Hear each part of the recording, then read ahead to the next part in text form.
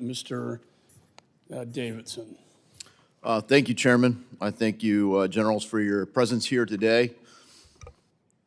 Hopefully it provides us guidance in how to take as many lessons learned as we can from this horrible and largely preventable disaster in Afghanistan. So far, this administration, the Biden administration, has presided over the evacuation of 11 embassies. I think that's a record. General McKenzie, you highlighted that the State Department makes the decision on when we need a non-combatant evacuation operation.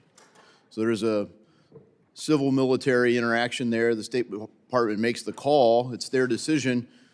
But where does the responsibility for execution become the military's? Well, ultimately in a NEO, that the ambassador in country is the ultimate representative of the government of the United States for the execution of the NEO.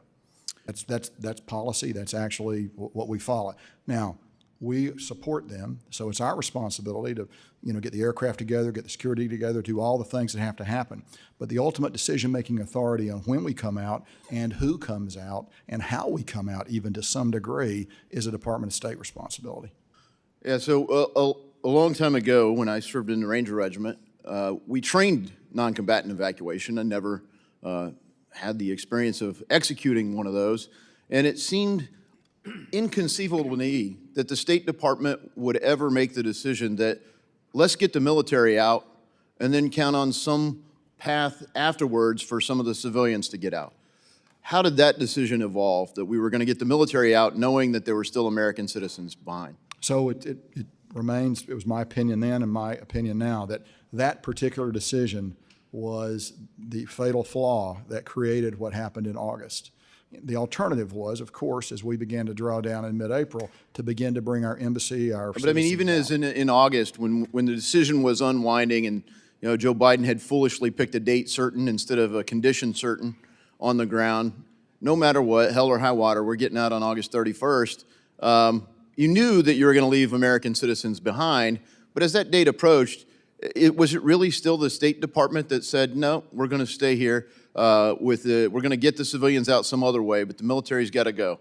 Absolutely. So that's the State Department's decision. So that's a foreign affairs decision here in Congress. So we need to provide some accountability for them, and that's part of the goal of this hearing. One of the other problems that the State Department had for the whole execution of this war on terror has been rules of engagement. So could you explain the role of the State Department in working with the Department of Defense on rules of engagement? Sure. So at my level, the combatant commander level, I had no input from the Department of State on my rules of engagement. My rules of engagement came from the chairman, the standard CJCS ROE, and existed solely within the Department of Defense. So there was never a crimp or a pressure on the rules of engagement that we gave the force in Afghanistan or Iraq or anywhere else in the Central Command Theater as a result of Department of State. So that pressure. wasn't the State Department then? It was not. So Rules how of did it engagement break belong to down? defense.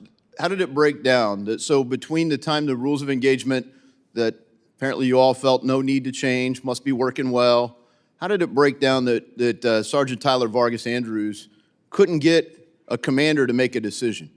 So I mean, frankly, it seems like the sniper should have been trusted with a decision, maybe a call to a platoon leader, company commander, but even up at the battalion commander, he couldn't get somebody to make a decision. What was broken? So that's a tactical question at a very low level. I don't know the exact details of that, but I can tell you this: the first principle of any rule of engagement is if you see or if you feel a threat, if it's intent or in action, you always have the right to defend yourself. Well, over the years, the big problem was that you held the junior enlisted guys accountable for a lot and the officers and civilian accountable for almost nothing.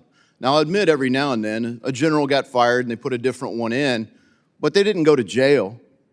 They didn't lose everything. They just left Afghanistan. That's not how the junior enlisted guys were treated.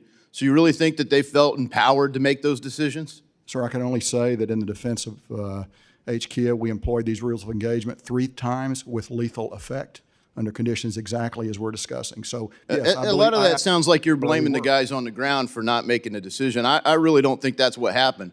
Personally, now, I wasn't there, but I do think that crosses over into HASC.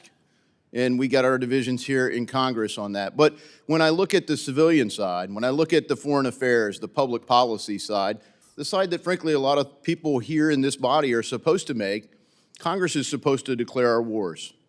under our Constitution. They don't generally get around to doing that, but they also set a mission. They work with the National Command Authority to set missions. And for a long time in Afghanistan, we had something along the lines of, as much as it takes, as long as it takes. We had a previous witness that come in, and he had written op-eds going all the way back to 2004, overseeing operations in Afghanistan. General Milley, is that an acceptable mission statement for anyone wearing a uniform? No, of course not. There should be a defined end state, and you should have the ways and means to achieve that end state. And you should understand the purpose of what you're doing, the constraints and restraints, and you should understand that end state. And the end state in Afghanistan, starting in about 2011-ish, 2012, became a negotiated settlement between the Afghan government and the Taliban in a power-sharing agreement. That's how the policy was. And at the time, the question there, my application of that is to say that when we decide that, I think we should expect a better mission statement. And we could serve everyone from the combatant commanders all the way down to the Sergeant Tyler Vargas Andrews on the ground by providing clearly defined success. And that applies across the board, whether you're talking Afghanistan or Ukraine or anywhere else. I wish I had longer to talk with you all, and I look forward to reading your additional submissions, and would be happy to collaborate in any way. If I could, Chairman, just our mission statement, and you know this well from being a Ranger, and I know many others in the room as well. Our mission, the U.S. military mission statement, was to prevent an attack on the United States of America from the territory of Afghanistan. That mission was accomplished for 20 consecutive years. You accomplished your mission. Every soldier, sailor, airman, and Marine accomplished their mission. This country was defended for 2 decades.